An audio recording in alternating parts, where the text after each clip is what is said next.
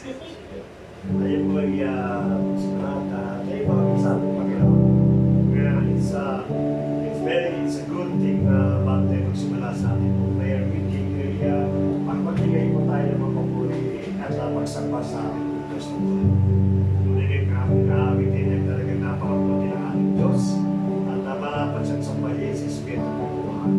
I-offer natin ating sarili at ang ating bawat gagawin mo natin sa gabi ito. Pag sa gano'n ay tuloy na samahan kami at magkaroon tayo ng tunay na kanuhan matungkol sa pananalangin na siyang gagawin mo natin. Lord, samahan mo kami, Panginoon, sa ating nasa gabi ito, Lord. Ikaw po ang siyang bigay ng kagalakan sa bawat puso po namin, mula-mula pag-gamit namin, pag-ibilig ng exhortation niya. At mamaya po sa pananalangin po namin. Lahat po yan, itinataas po namin sa iyo sapagkat bayaan niyo po ba ng Espiritu sa kumilos sa amin po talaga na salamat, Panginoon, as we continually worship you, Panginoon. Lagay mo sa bawat puso't isipan po namin yung mga bagay na makapagbibigay lamang ng kaluwalhatian para po sa iyo.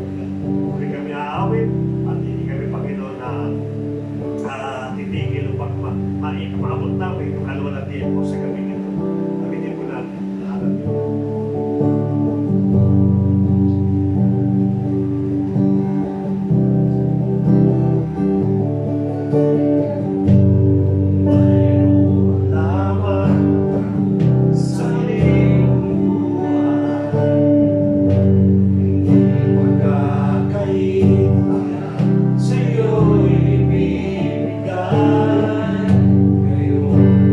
Sa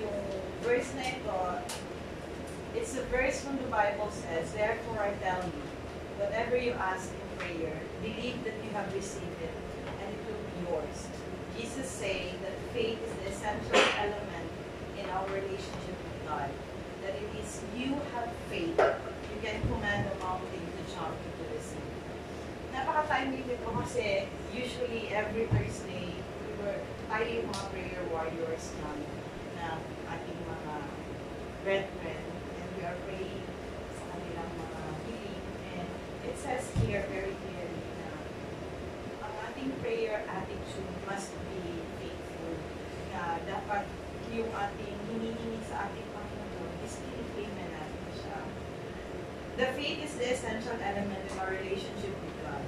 Jesus says that if you have faith, you can command the mountain to jump into the sea.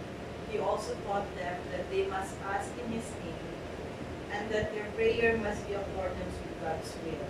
Still another way He puts it, that if they remain in Him or abide in Him, they can ask anything and it will be done for them. So, hindi lang pala tayo nanana, according to the words of God, hindi lang tayo nananampalataya because we wanted to, or yung gusto lang natin, meron pala siyang characteristic para marinig siya ng ating Panginoon. Ito siya, parang binibigyan tayo ng fundamentals on how to pray and what is our attitude in prayer para marinig ang ating mga panalangin at maging efficient and effective tayo sa ating pananalangin. So, kailangan pala natin na iput ang ating presence sa ating Panginoon, first and foremost, at kailangan we are walking on His way. We are walking on His light and we are walking on His path. Kasi yun yung pinaka strong na weapon natin na our prayers will be heard. Kasi sinusunod natin ang nais ng ating Panginoon and we are abiding His commandments. Kasi yung mga faithful talaga, most of their prayer and all of their prayers has been answered because they are walking in the light of God. So yun pala yung isa sa mga essential things that we have to have as a quality of a prayer warrior. Kailangan natin yung ating intention at yung ating puso ay nasa Panginoon. And And we also have to pray in the name of the Father. And in the name of the Father, to the Father in the name of Jesus. Ito yung sabi ng ating Panginoon Jesus. Prayer is a great privilege of the child of God. It is simply amazing that we can come to God through Christ and that He grants us to ask Him of things. It is also a wonderful mystery that the sovereign God of the universe has ordained that He accomplishes His will in part through our prayers. He has a plan that involves us something coming to Him to change His mind about something. It says in Exodus 32:14. So yung mga panalangin pala din natin could change the heart and the mind of our sovereign God. Kung meron siyang plans na lipunin ng isang bansa, pwede palang ma-change yan with our earnest prayer. Even those battles that yung mga prophets natin na napanalunan nila, they won and God was with them because of their earnest prayer. Yung pananampalataya na ang Panginoon ay nasa kanila at ang Panginoon lamang ang kanilang sandigan, ang Panginoon lamang ang source ng kanilang faith and everything is through Him, in Him, and for Him. Yun pala yung character dapat natin in our prayers para mas mag-efficient tayo at mas maging kalugod-lugod sa ating Panginoon na tugunin ang ating mga pananampalataya. Hindi lang pala tayo dapat pananampalataya what our words will utter. We have to seek in our heart where we stand to our Father. And in the name of Jesus, kasi siya yung ating naging way, siya yung ating naging bridge to the Father. Siya ang naging paraan para makapag-communicate tayo ulit sa ating Panginoon because of His blood and because He died for us and because He came and saved us. So another thing is that tingnan mo napaka-ano pala na napakadali ng prayer kasi He can change the mind of our sovereign God. Napakatindi kasi kung tutusin, He is almighty. Hindi niya na kailangan hindi niya na kailangan masway or whatsoever sa kanyang decision if it's intact and if it's right. Hindi niya na kailangan magkaroon ng pagdadalawang isip. However, He always consider us His beloved. Napaka-importante natin sa Kanya. Ang ating worship and ating faith is one of the essential elements. That's why we are very important to Him kasi kasama tayo sa lahat na Kanyang desisyon. Whatever He will do, whatever He will make, it depends on our faith and love to us. So, kung tatawag tayo sa Kanya, hinihintay niya lang tayo always. Kaya nga yung last time na nag-exalt si Pastor Amy concerning the love of God to us, that He has the key of our heart, He has the key of our being, yet He never get inside without asking permission. He always knock, and He let us as human with our free will to let Him in. Papapasukin ba natin siya? Hindi niya i-impose yung sarili niya sa atin. At hindi niya tayo pangunahan. We have to ask Him first so for Him to be able to come in our life. So, ganun din po sa mga buhay natin. Kung malayo tayo sa ating Panginoon, of course, one more tribulation, trials will come to us. At yung mga trials ng devil will be always imminent at saka magiging din tayo. Hindi tayo protected masyado. Kasi malayo tayo sa ating defender, malayo tayo sa ating Panginoon. Siya ang ating tagapag-defend, siya ang ating tagapag-alaga. So, kung napakalayo mo sa Kanya, paano Kanya makahawakan at paano Kanya ma-defend kung hindi mo rin siya ina-ask, hindi in your life, be part of your life. At to ask His, yung sinasabi natin, sovereign na power, na tanggalin lahat ng iyong mga worries, tanggalin ng iyong anxiety and depression, kung hindi mo ina-ask Kanya yan, and you are just doing it by yourself. So, yun din pala kailangan natin maging attitude if we wanted to be heard in our prayers. We have to accept our Lord God and Savior through Jesus Christ. Na maging essential sa atin yung paniniwala sa Panginoon. And yung isa pang sinabi dito kasi napaka-ikli lang ng yung tell you, whatever you ask in prayer, believe that you will receive it. It will be yours. But yung explanation niya is napaka-expound. So after the disciple, tapos ito na yung sinabi ni Jesus kasi sa Mark. Sinabi niya ito sa mga nakakarinig sa kanya.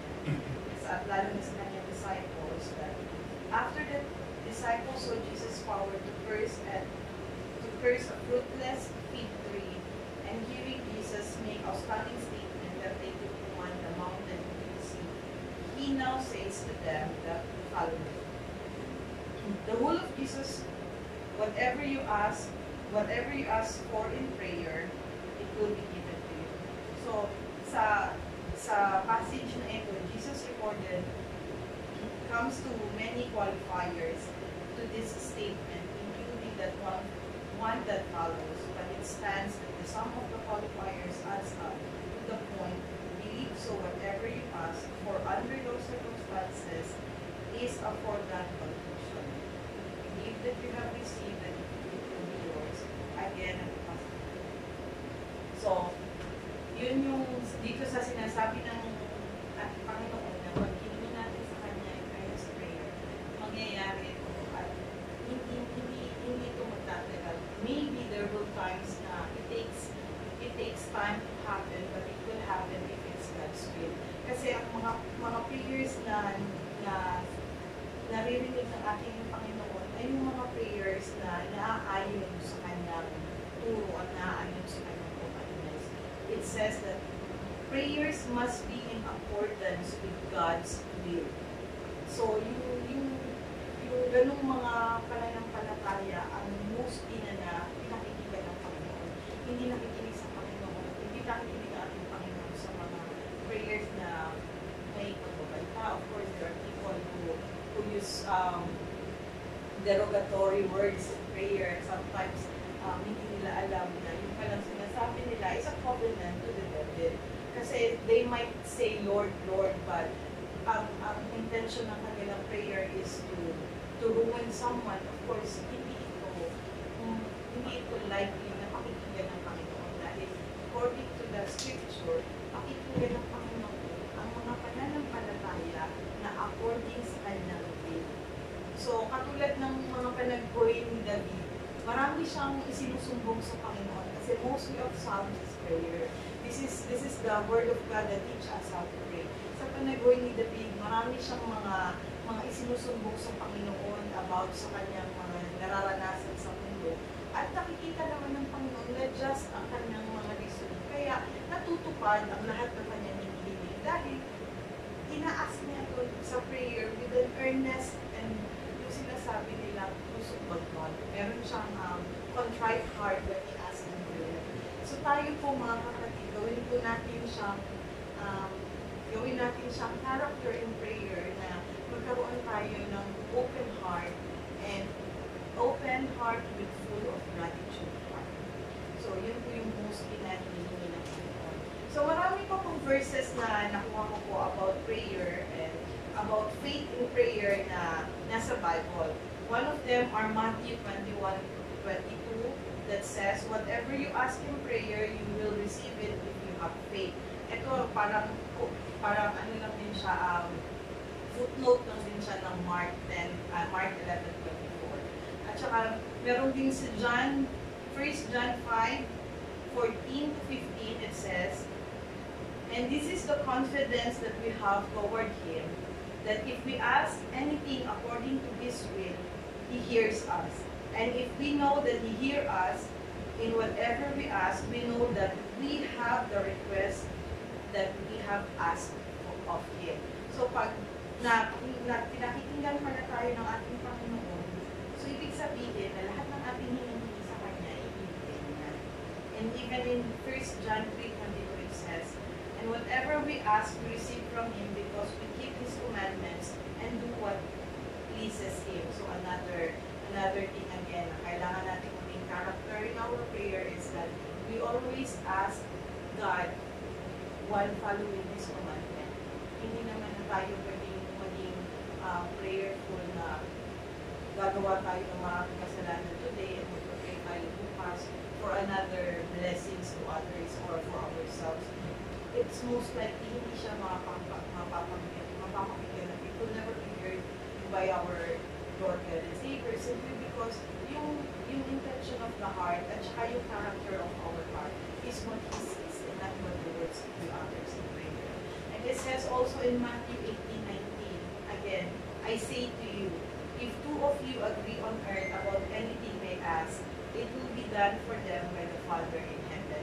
So ito yung mostly ginagawa natin ngayon when we do prayer, that one or two are gathered, it will be here in His name. Kasi sabi nga ni Matthew na pag ano man yung inakda dito sa lupa, is gagawin, mangyayari din yun sa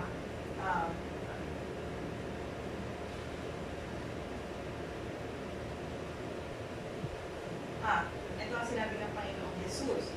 Again, I say to you, if the two of you agree on earth about anything they ask, it will be done for them by my Father in heaven. So ang ating Panginoon, ang ating sovereign God ang mag-aakta. But we have to reach always our prayer to our Lord God and Savior, si Jesus Christ. Kasi siya yung bridge natin. After this, the fall of humanities, ang ating Panginoon na si Jesus lamang po ang magdadala at magdudulog ng ating panalangin sa ating Diyos Ama.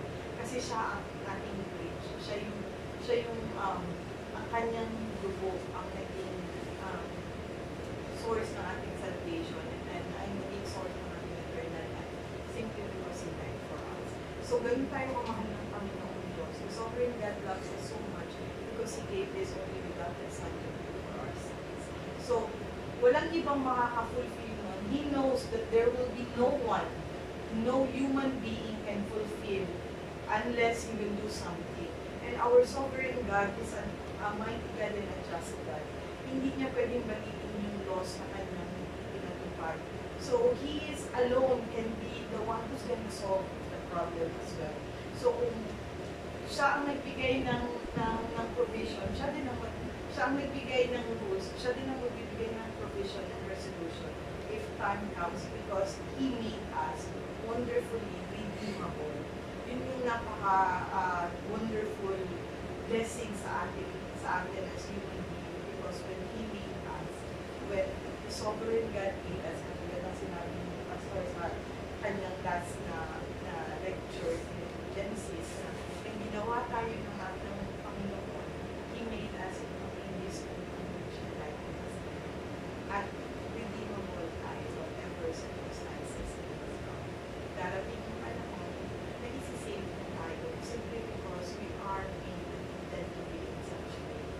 So wala na question asked about that. Yun yung crowning glory ng human against others. And it says also in John, sa Matthew 7:7 to 11, it says, ask and it will be, ito na yung continuous na isa. Ask and it will be given. Ask it will be given to you. Seek and you will find. Knock and it will be open to you. For everyone who asks receives, and the one who seeks finds, and to the one who knocks it will be open. Or which one of you, if his sons ask him for bread, will give him a stone? Or if he asks for a fish, will he give him a serpent? If you then, who are evil, know how to give good gifts to your children, how much more will your Father, who is in heaven, give good things to those who ask of Him? So, ito yung sinabi ni Matthew na kung tayo ng mga tao is meron tayong character to give the good things sa mga anak natin, even how evil we are, how about our Father in heaven na wala siyang paging ng kasalanan, and the only thing that He wanted from us is goodness. So for sure, ang blessings na ibibigay niya sa atin is overflowing, yung sinasabing siksik, hindi umaapa. Kung tayo ay mag-a-ask, magsisik, when we ask, seek, and knock. So, mas gusto talaga ng Panginoon na always natin siyang dinadala sa, we always put Him in our life. Yun yung pinaka-essential na kailangan natin na ilagay siya sa ating buhay. Kasi kung wala siya sa ating buhay, merely hindi mo nilibig ang ating kapatid. So, ang pinaka-conclusion po ng ating exhortation is that in earnest prayer, we have to seek God, and He has to be the center of our prayer. And following His commandments and following His will will be the essential, yung pinaka-buod or pinaka-peak ng ating pananampalataya, which is following His will, following His commandment, and putting all the faith in Him that He will do the rest. We have to just sit back and relax and He will do everything for us. Kasi ang nangyayari ngayon, we tend to say that we are faithful, that we have asked prayer to Lord, that is, to our Lord, that is saying Lord, Lord, Lord.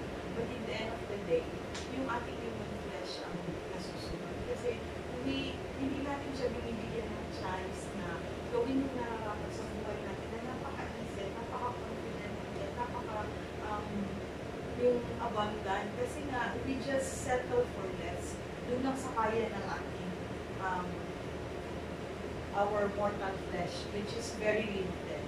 While our sovereign God, in the name of Jesus, unlimited blessings higher than what we can. We will just ask it through them, for them, through prayers. That's all. Ano nagustuhan ko binigay ni Ate Rona, po sa 14. Ulitin ko lang po. Kasi may gusto akong idagdag dito. Sabi niya, so I tell you, whatever you ask for in prayer, believe that you have received it, and it will be yours. Sabi ko. Una-una, gusto ko ilagay sa katotohanan na yung panalangin, hindi ito magic spell. It is not a magic spell that you will twist the arms of God. Kung anong gusto mo, Lord, gusto ko ganito, ganito. Hindi mo pwede ganon. Normally kasi, ginagamit itong verse na ito in order na somehow, i-twist yung kamay ng ating Panginoon. Kaya nangyari, pag hindi nangyari yung panalangin mo, nadi-disappoint ka. Minsan may mga bagay na nagigindaan nyo para sumuko ka sa ating Panginoon. Magbito ka sa ating Panginoon. I remember may isang testimony, it is a true to life story sa United States. May isang tatay po doon na nakakilala po sa ating Panginoon. It is very inspiring yung kanyang buwan at napakainit po niya sa laga. Kung pagsano, dinidikit niya talaga yung buhay niya, including his family. Ang problema, during that time, nung mainit na siya, namatay yung kanyang kaysa sa anak na malaki. Bata pa po ito. So he used the word na kung si Lazarus, pinagaling mo, restore life to my children right now in the name of the Lord Jesus Christ. Ginamit niya po yung ano man yung hilingin mo, palataya ka, o kaya believe that you have it, it will come to pass. Yun lang ang dinalo. Kasi, lumati sa punto na ilang araw na yung cadaver, yung bangkay, na yung municipality, nagre-reklamo na, nangangamoy na kasi. Ayaw niya ipaligid because he stand in his faith na kung nabuhay mo sila sa Lazarus, kaya mong buhay yung aking anak. So, makita natin na ng palataya. So, doon po nangyari. And it so happened that lumagpas na po yung palugin sa kanya. Sabi sa kanya, bibigyan ko pa namin ng ilang araw. Pero pag kumapit ka ng 1 week, hindi namin alin yan. It is by law, kailangan ka lang ilibig mo kasi nag-dedicate na eh, namamaon eh. O medyo may problema na sa health ng mga surrounding sa neighborhood. So wala po siya nangyari, dumating yung 7 days, ilibig yung bata. So he started questioning God. Lord, bakit nangyari ito? Wala ko siya, napakataas ang pananampalataya. Because the reason why na nagkaroon siya ng problema, because he's thinking that ang panalangin, it is twisting the arm of God. I-twist kita, gawin mo ito. Parang, ba't ba kaya nasasakta na? Or gawin mo ito talaga na, ganun ginagawa niya sa Diyos. Hindi po dapat itong binanggit ni Ate Rona na verse 24. Ang panalangin po dito, let us remember na hindi nga po ito magic spell in order to change the perfect and the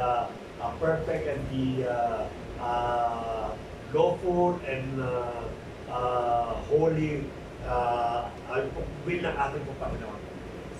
Kung maaari, namatay.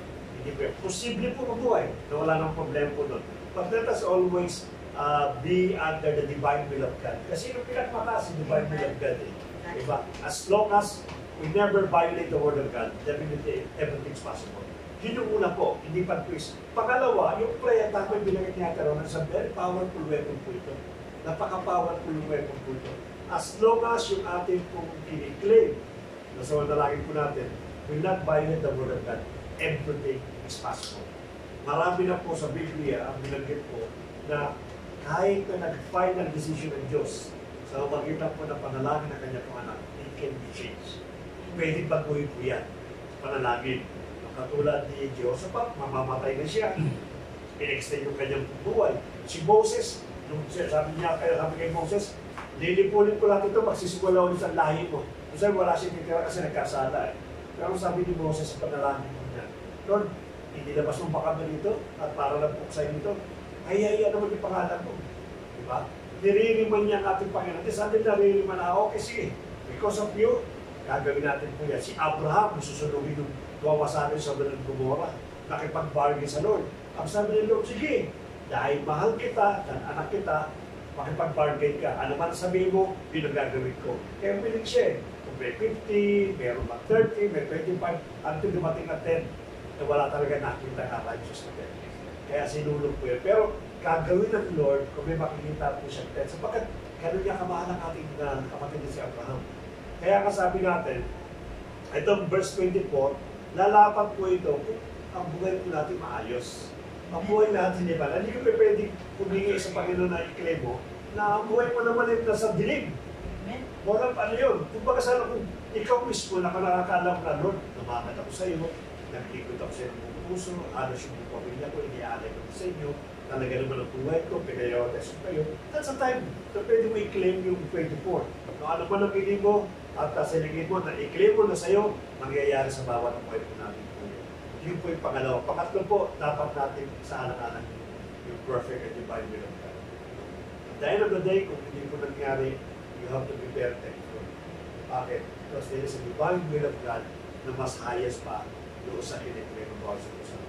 So there are three elements that there's a truth, tatlong truth po sa verse 24. Una-una, it is not a magic spell that can increase the arm of God. Pangalawa, it is a powerful weapon kung tayo po ay lumalakad sa paglilingkod sa ating Panginoon. Gagamitin po natin ito.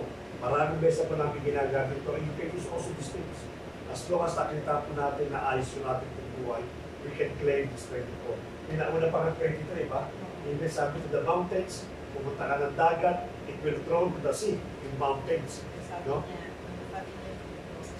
Therefore, I tell you, whatever you ask in prayer, believe that you have received. There 23. Yung sa 23, it says,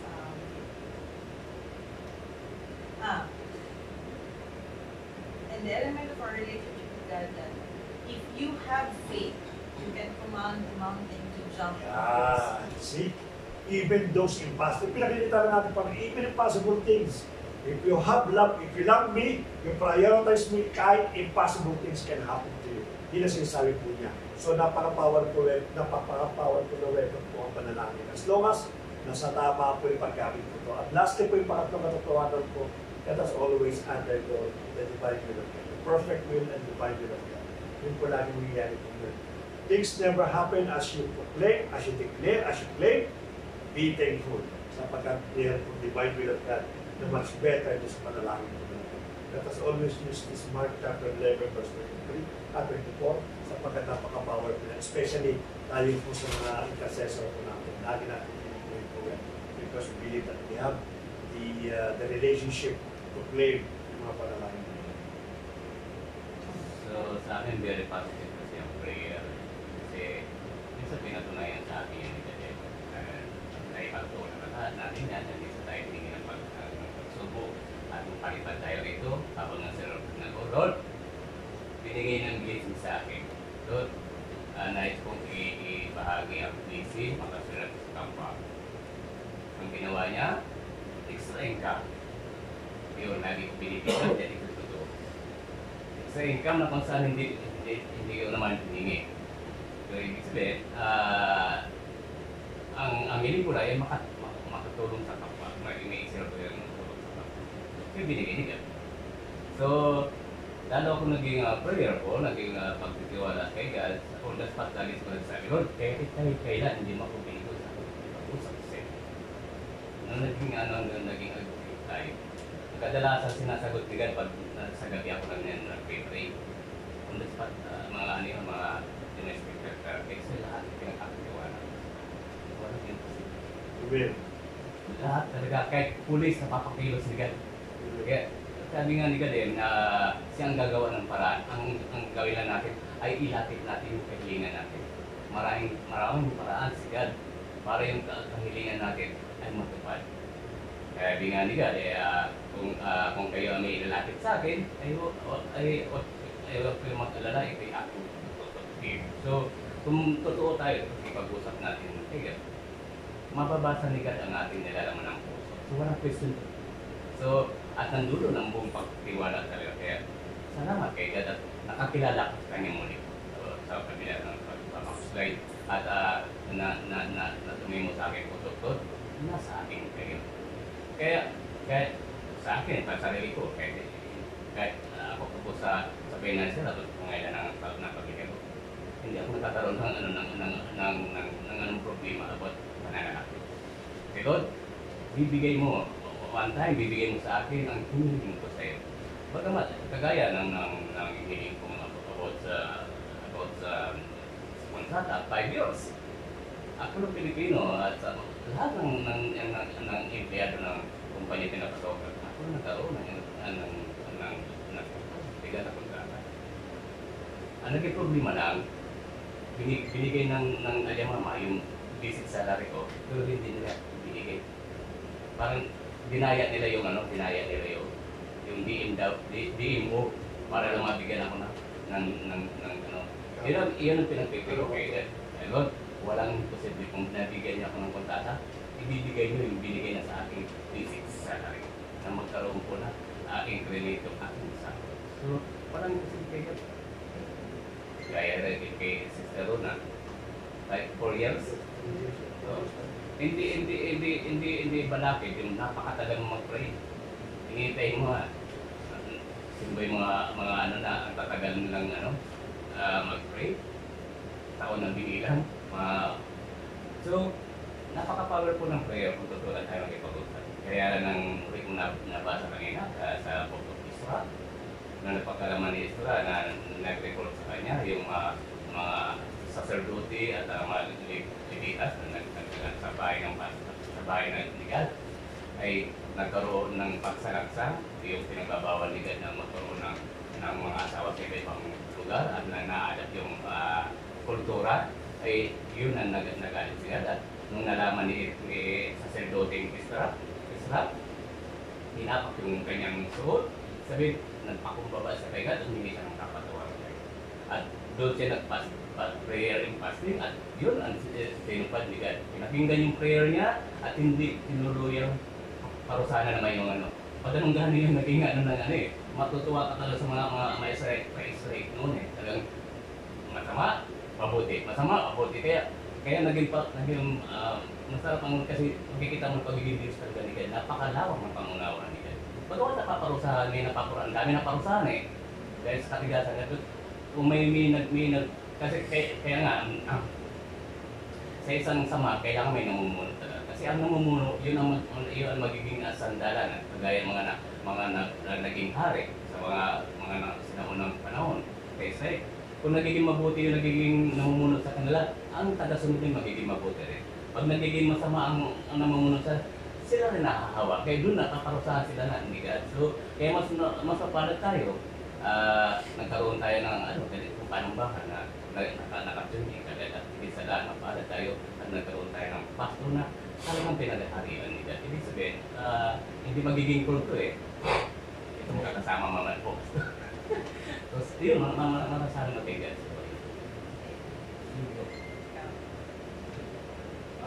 Sa akin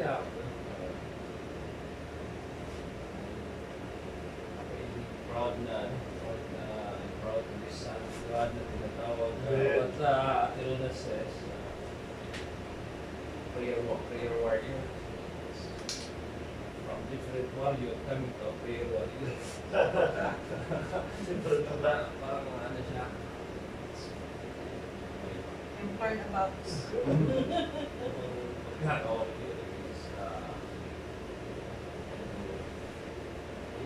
ang pagiging karakter ng isang habig na karakter yung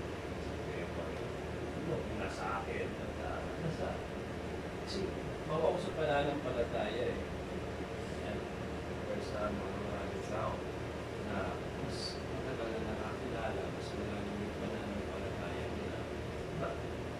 Kaya, ang kinakapitan ko lang is, kaya na sila, you have that small faith, as small as a seed, maaari siyang, he will let it grow eh. Diba, sabi niya, he can move mountain eh. So, hindi sa minamalit yung sarili ko. Diba? Maybe I have no right to feel some pain about it. But God gives us chance. I will not take it for granted. So I wouldn't miss that na bumakapit sa akin in the first day. This is not for me. This is for the congregation of God, for the church, for the congregation of God, sa lahat ng mga hinihingi nila. Na hindi mo paniniwala, saan nakikita mo sa mga ito, yung karakter, hindi lang sa pagkakita. Tumutuko na ito yung God. May mga nagtatapos tayo mga request. Again, umabot tayo sa paniniwala ka sa ating pastor na yung divine will. Hindi ibig sabihin na nakuha natin yung prayer natin, yung request natin. There are a lot of things to be thankful for. Maraming bagay na nagpapasalamat tayo kay God. So, sa mga kapatid natin, sa mga nanonood, yung mga prayer request nyo, huwag kayong mag-alala. Nakapalagi na nandun sa pananalangin namin tuwing Huwebes, tuwing araw. But then again, ang sinabi ni Pastor Bernard, yung divine will of God, intindihin natin yun, na kahit hindi niya binigay ngayon, ano yung divine will niya? There's a right time, God's time, and there are a lot of things to be thankful for. Hindi kailangan na mawala, hindi kailangan ihiwalay natin yung sarili. Instead, ilapit pa natin more yung sarili natin. Kasi lahat ng bagay, ang daming may papasalamat kayo. Amen. And dapat yung request, hindi na grant, Christians kapatid, nandito kami, nag-pray palagi, ganun din ikaw, nag-atin tayo, closer to God, hearing the Word of God. Nakakadagdag yun sa pananampalataya natin. Kaya ako naniniwala. Narinig ko yun eh. Pero kaya kasi bago pa kayo sa pananampalataya. Maganda yun siya, but I took it as a challenge eh. Hindi yung niladown yung sarili ko. I took it as a challenge. Kasi nandun yung karakter ko, yung tao, na I'm mapupitin. Mapupitin na ko eh. Especially, pag hindi mo kaya yan. Nandun yung parang the more na siya challenge sa sarili ko. Kaya mas narinig ko yun, mas nag-aanuhan ko sa sarili ko. Kailangan ko matututo, kailangan ko. Kung ano yung mga binigay na guidelines, kung yung mabasa na yun, kailangan ko. Dahil yan, kailangan ko yun eh. Isa ako yung sa prayer. So, ganun din sa akin. Ito, maraming salamat. Diyan naman mapapasok yung diyan naman mapapasok yung delay is not a denial. Yung delay. At saka kailangan natin maintindihan yung prayers natin. It's always, it is God's will with today. We might ask for it, we might mag-iman tayo sa Panginoon. Pero kung hindi ito yung will mo, there is a possibility na you will reach. Kasi ibibigay niya pa rin eh. You will reach there, but it will not prosper if it's not His will. At saka, sa isang meron ako din narinig na isang katotohanan, isang passage of the Bible says that God will never ask for a house of worship, nor a house of whatever it is. He only asks for one house. It is the house of prayer. Because it is the only way that can repose even ang prayer lang. Hindi ang worship, hindi ang word, it is prayer. So kung tayo po ay mananampalataya na may pagtugon sa Panginoon sa ating mga, yung mananampalataya natin is through prayer, earnest prayer na inilalagay natin ang puso, kaluluwa, your mind, your heart, and your spirit to our Lord and Savior, doon natin makikita yung kanya miracles. Kasi nga, di ba, nagpumay na nga daw si Lazarus, marami siyang ginawang miracles. But the most especially is sa atin po as human, it is the Holy Spirit that will bring us closer to the Father. Kasi ang Holy Spirit po ang right lines na gawin natin yung way ng Father. So when we follow the God's way, most probably, ang pananampalataya natin is matutupad. Kaya nga, pag napansin nyo, yung mga faithful na moving in the right or in the light, in the path of God, pag sila yung ginawang bridge of your prayer, naririnig kasi they are walking and they are sacrificing. Marami silang sinasacrifice because you cannot reach the Father kung wala ka man ng nilelet ko sa mga strongholds. Hindi mo pwedeng na sasabihin mo bibig mo na Lord, Lord, Lord, I love you. Pero yung pamumuhay mo is opposite to what God's want for you to live. Na isang one good example na sometimes ang Panginoon na meron kang hinihingi sa Kanya na gusto mong mangyari. Na masyado mo siyang ipinag-pray kasi nasabi sa Matthew 11:24 na ask for it and it will be given. Pero actually, pag hindi ng Panginoon, i-reveal niya sa'yo yung dapat mong gawin. Kasi yung ina-ask mo, hindi pala yun para sa'yo. Dahil yung ina-ask mo is hindi karapat-dapat. However, hindi mo alam. Kaya ang nangyayari, nagiging masyado tayong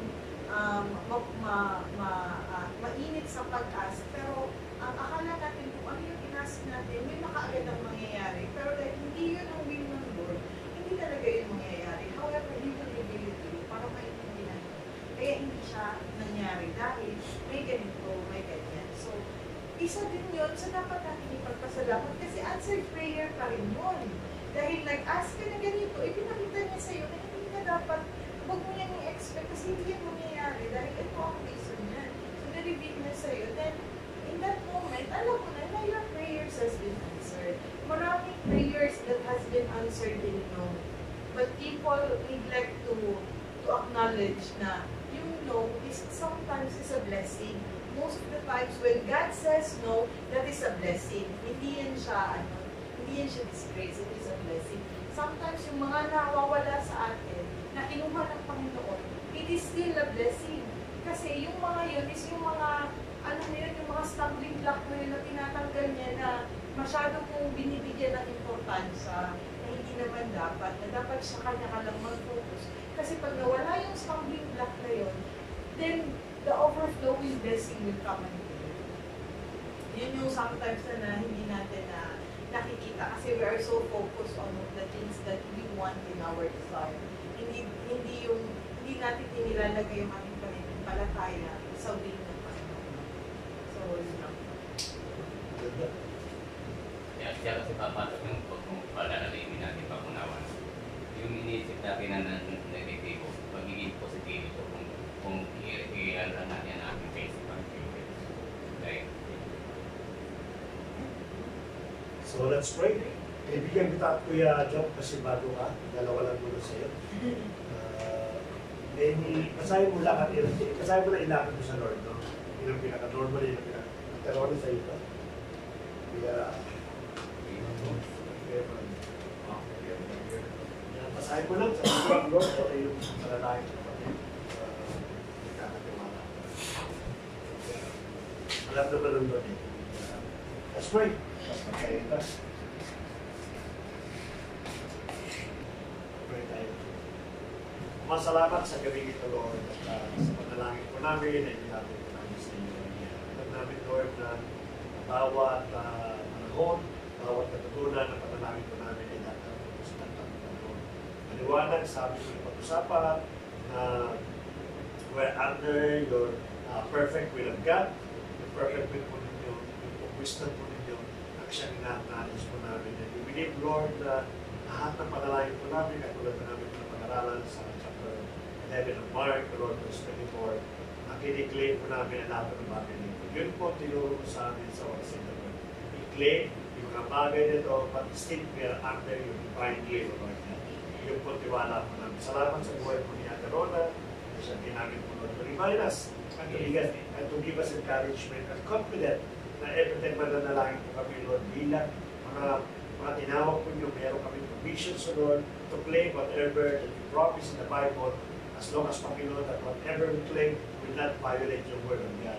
Salamat sa buhay po nyo, magaling siya pagpalain, sa kanyang pagtrabaho, pagpalain ng kanyang buhay, tatalaman yung mga desire na kanyang puso, yung plans, kaya sa mga darating na taon, Lord, nakikisa kami lahat sa Wala Santa, ikaw po magbigay po ng katagumpayan, Lord. Ituro mo sa kanya, yung kung naisip mo sa kanyang buhay, not only sa kanyang profession, but even, Panginoon, sa kanyang ministry dito po sa church na ito, Lord God. Sapagkat you open up a lot of opportunities sa buhay po niya at nananampalataya po kami na marami pa, Panginoon, ng mga bagay, surprises, exciting ang darating sa buhay po niya, Lord God. The rest of our sabi mo na namin po, Lord, ibili pa, Lord God, at panalangin po ng isang pong righteous, sabi mo, the prayer of a righteous man, availage man, powerful. Kaya nga kiniklaim po namin lahat ng bagay niya sapagkat every time that we utter the prayer request and petition ng bawat kapatiran, Lord, you send your angels, Panginoon, upang dalhin ang lahat ng bagay dito sa harap sa inyong paanan, Lord. At bigyan ng takdang panahon yung lahat ng namin pong katutunan, Lord. Kaya nga may palaman, nagpapasalamat po kami sa lahat ng mga panalangin at sa bawat panalangin na hindi po namin na-utter, baka na nagtatang po namin, Lord, also we declare the name of Jesus na magkakaroon po ito ng katutunan, Lord.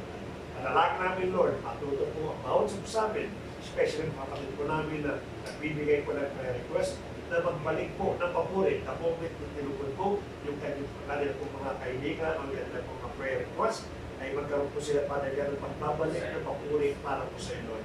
Sapagkat yung po yung acknowledgement yung pagiging gratitude namin sa lahat ng bagay na ginagawa po sa bawat isang sa amin po. Tinataas po namin pa kanina namin Friday service tomorrow.